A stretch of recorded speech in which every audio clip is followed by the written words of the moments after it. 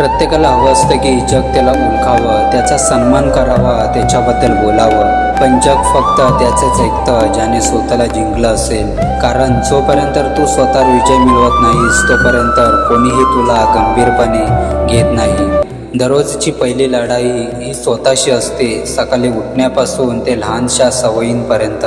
प्रश्न हा नाही की तू थकतोस का, प्रश्न हा नाही की तू हरतोस का, प्रश्न हा आहे की तू किती वेळ पुन्हा उठतोस.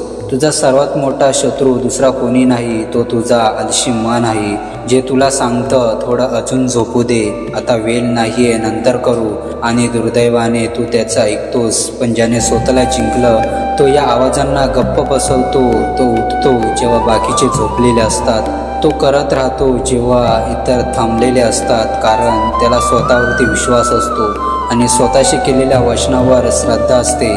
त्याच्यासाठी सर्वात मोठा नियम म्हणजे सवयींवर नियंत्रण, विचारांवरती राज्य आणि प्रत्येक दिवस वाया न घालवता स्वतःला अधिक चांगला बनवणं. म्हणून आता स्वतःला सांग, बस आता मी स्वतःला जिंकणार. कारण जेव्हा तू स्वतःवर हवी होशील तेव्हा परिस्थिती तुझ्यापासून घाबरेल, लोक तुझ्या मागे चालतील आणि तुझं नाव घुमेल. कारण आता तू इतरांसारखा राहिलेला नाहीस. स्वतःला जिंका आणि बघा जग तुमच्यासाठी रास्ता कसं तयार करतं.